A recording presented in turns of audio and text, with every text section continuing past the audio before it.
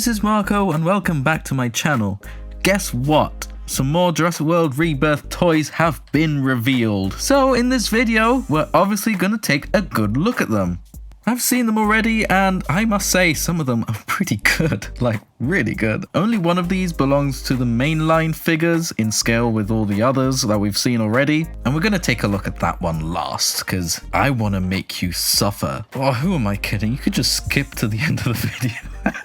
Anyway, time to start. Let's have a look. So the first thing we're going to be taking a look at is this Aquilops figure.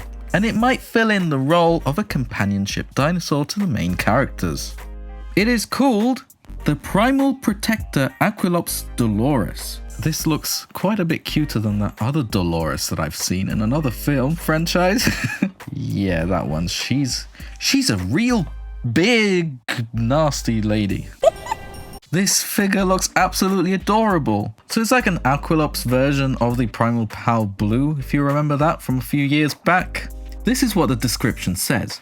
Bring the human and dinosaur interactions from Jurassic World Rebirth home with this Primal Protector Aquilops Dolores, inspired by the relationship between Isabella and her companion dinosaur in the movie. This interactive dinosaur toy reacts positively to petting, a tail-activated protect action mode, and is ready to chomp on a licorice treat. Wow, okay, that's a bit weird. I hope it doesn't turn out to be very silly in the film. Ugh. Although this is an obviously exaggerated, cartoony, cutified version of the Aquilops that we'll see in the film, it will at least give us somewhat of an idea of what it might look like. So it'll obviously be quite adorable. It's like this tan color with a bit of brown and some nice black stripes on the tail. It's kind of a realistic looking color pattern, but it's a little bit bland. It obviously doesn't go over the top with the colors. I wonder if we'll see more than one in the film, and I wonder if they'll have different patterns and colors. We'll just have to wait and see. But yeah, you can see like a button or switch on the top of the head, and its eyebrows seem to be able to move too. Also, I have no idea if it's pronounced Aquilops or in another way, so please forgive me if I'm wrong. Anyway, let's move along and let's have a look at the next things. So there's a bunch of play sets, which is really cool. And then later on, we'll see some more role-playing things. As you might have heard, I'm quite excited about those play sets because they feel quite nostalgic to me. Let's have a look at those. The first one we're looking at is this T-Rex playset. It is a playset for your minifigures, and it comes with some minifigures too. The set is enclosed inside a T-Rex head, and every little set piece inside has an action feature to go with it. And I assume these sets are supposed to represent what happens in some scenes in the film, so we can get all sorts of juicy information from it. It looks really cool. It's got a lot of tiny little waterfalls here and there, included in the landscape. There's some rock cliffs and some bushy grass right there, and the paintwork on that looks pretty good. It almost looks like the grass is a bit dry brushed, and the water is transparent plastic. It's tinted blue and translucent, which is great for water effects. If we look closely, we can see an Ankylosaur minifigure, a Parasaurolophus, which reminds me a lot of the Jurassic Park ride at Universal. And then there's a T-Rex right there next to a Triceratops skeleton. And there's a Quetzalcoatlus little minifigure flying right there too. It's hard to tell what that red thing is right there.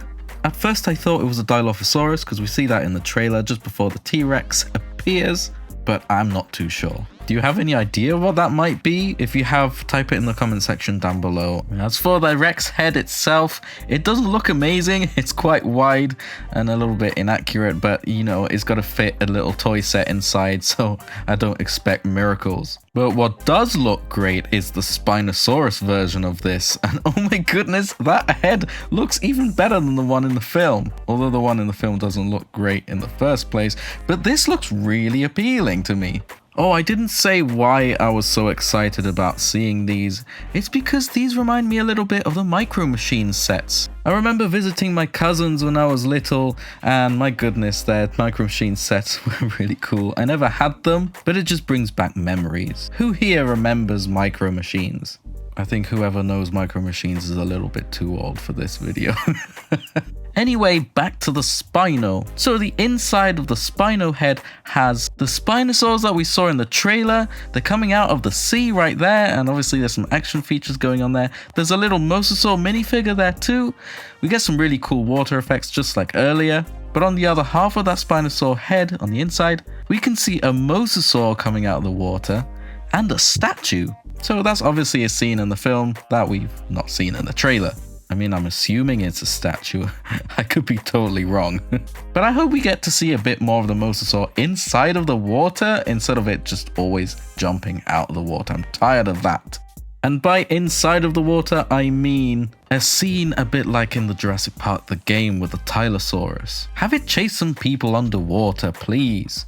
Let's see the Mosasaur in its element. But yeah, it's interesting because there's this sort of weird green archway made of vegetation of some sort. Really, there's no much point speculating. We'll just have to wait for another trailer or for the film to find out what all of this actually is. It looks like a really cool little set piece though. And next is where we get into the role-playing stuff. That sounds a little weird. First things first, there's some Spinosaur claws. I assume they're Spinosaur claws. They're sculpted really nicely. There's some nice detail in the claws themselves, and the scoots look pretty cool too. I would have liked a bigger thumb claw if possible, but it doesn't seem like we get it here. They could be raptor hands though. I'm not sure. Actually, I could not be stupid and look up the description. Blah, blah, blah, blah, blah. The Spinosaurus Battle Claws set. Role-playing item, blah, blah, blah. Yeah, Spinosaurus. I was right. Yeah, I think I would have liked a bigger thumb claw, but never mind. They kind of made the first finger look a bit longer than the rest, which I guess makes the claw look a bit bigger, but I think from what Ethan said in a previous video, the first finger should be quite short, but it has the longest claw. Then the second finger is the longest finger, but the claw is shorter, and so on. I think that was the Hammond Collection Allosaurus video we did together. I think it still applies for this, but I'm not too keen on those warts that are on the sculpt. That looks a little bit weird. But the other detailing looks pretty good. Paint-wise, it's quite basic, but hey, the claws are painted. And then there's the Spinosaurus mask. It fits on a bit like a cap, and it's very similar to some previous releases that Mattel did with like the Raptors and so on.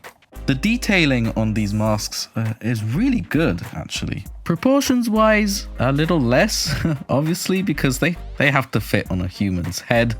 They're a bit squished and the eyes are really big, but they look really good for what they are. Paint-wise, again, it's quite basic. It's got some orange stripes, similar to what we see with the claws. I don't think that's actually how it looks like in the trailer, but I could be wrong, I guess. I guess it's better to have some paint there instead of having it look flat with no paint at all. There is a T-Rex one. This one seems to have some electronics in it. It has a transparent window there so you can actually see outside of the mask. You can't see out of the eyes because these eyes are actually present here. And they look different. The eyes can move and they light up too. This mask also has sound effects. So the previous one, the Spinosaurus, was a basic mask, and we get another basic mask again, this one right here. It doesn't say what dinosaur it is though. I think it might be a raptor. We've only seen one official image of the Jurassic World Rebirth raptor, and it looks quite different from this. That one has got quills and it's got different colors, so I think that one might be a male variant, and this one might be the female variant. I could be wrong, but hey, it would be really cool if we get that. Two variants in the same film, male and female. And talking about raptors, this is the moment I teased at the beginning. A mainline set with a vehicle and the raptor. And this looks really cool. Let's read the description first. This Jurassic World Rebirth launch and battle vehicle, inspired by the excitement of the movie, is ready for adventure with a detachable turret with blaster. It launches either a DNA sample collecting dart or a net projectile. A Jurassic World Rebirth Velociraptor and Martin Krebs figure are also included for storytelling possibilities. With the 10.7-inch long off-road vehicle, 7.5-inch long dinosaur, and 3.75-inch tall Krebs, this story pack is ready for chase and battle action or realistic display. Scan the tracking code on the Velociraptor's foot in the free Jurassic World Play app with a compatible smart device. Blah, blah, blah, blah, blah, blah, blah.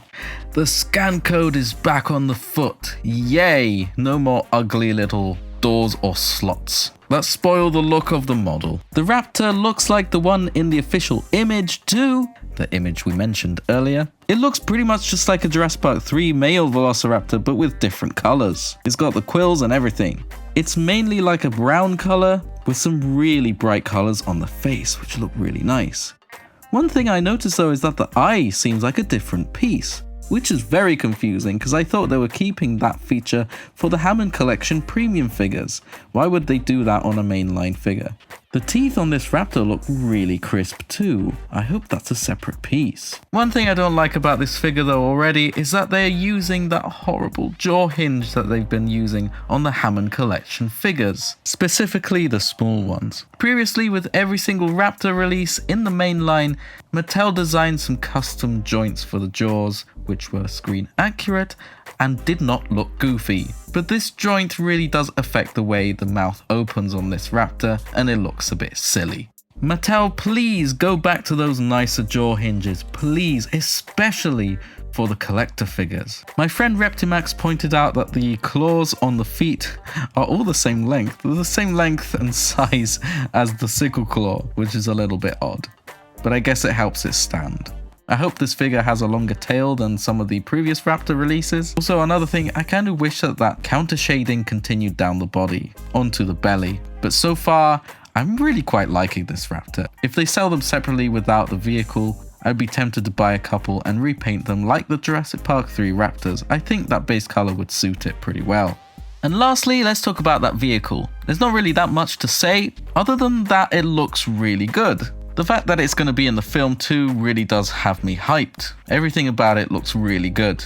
Also, it having a projectile launcher really does bring back those memories from the first Jurassic film toys. Having a human figure in there too is awesome.